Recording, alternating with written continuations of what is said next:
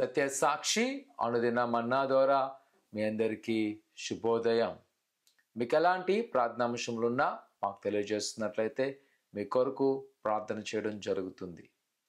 నేటి యొక్క వాగ్దానము కీర్తన 81:16 అతి శ్రేష్టమైన గోధుమలు అనుగ్రహించి నేను వారిని పోషించెదను, కొండ తేనెతో నిన్ను తృప్తిపరచెదను.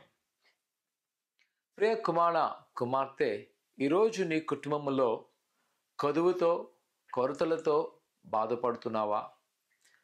నీకు ఎలాంటి ఒక నిరీక్షణ లేని లేదా సమృద్ధికరమైన జీవితం లేక ఆందోళన చెందుతున్నావా? అయితే దేవుని యొక్క వాగ్దానం మనల్ని బలపరుస్తుంది. ఆయన మనను తృప్తి పొందించును. శ్రేష్టమైన గోధుమల అనుగ్రహించువాడు, కొండ తినతో నిన్ను నన్ను పోషించువాడు. ఆయనను ఆశ్రయించినట్లయితే, ఆయన యందు నమ్మకించినట్లయితే, ఆయన మీద ఆధారపడినట్లయితే ఆయన నీకు సహాయం చేయగల కృపగల దేవుడు. ఈ ఉదయకాల సమయంలో నీకున్న పరిస్థితులను చూసి నువ్వు ఆందోళన చెందక, దిగులు చెందక, భయపడక, గుర్తుపెట్టుకో, ఆయన తన బిడ్డలను పోషించే దేవుడు, తృప్తిపరిచే దేవుడు. ఈ వాగ్దానము నీతో లేదా నిన్ను బలపరచడం కొరకు ప్రభు తెలియజేస్తున్నాడు.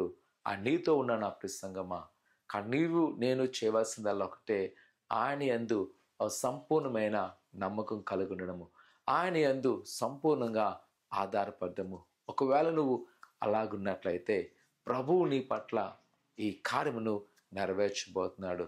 కావున నీ చుట్టూ ఉన్న పరిస్థితులను చూడక, ఆయన అధిక సంపన్నుడు. తన బిడ్డలు దుఃఖపడినప్పుడు, వేదన పడినప్పుడు ఆయన ఊరుకుండే దేవుడు కాదు. అందుకే అంటున్నాడు, నేను శ్రేష్టమైన గోధుమలతో నేను నిన్ను పోషించుతాను.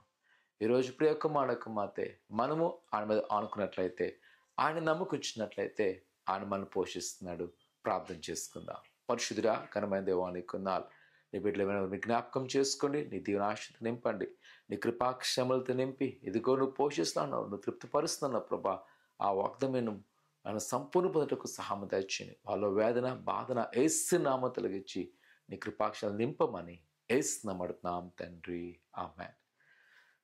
సత్య సాక్షి అనుదినం అన్న వీడియోను మీరు ఆశ్రయించబడినట్లయితే మిగతా వారు కూడా షేర్ చేసి ఈ సువార్త పరిచయలో పాల్గొవలసిందిగా కోరుకుంటున్నాను.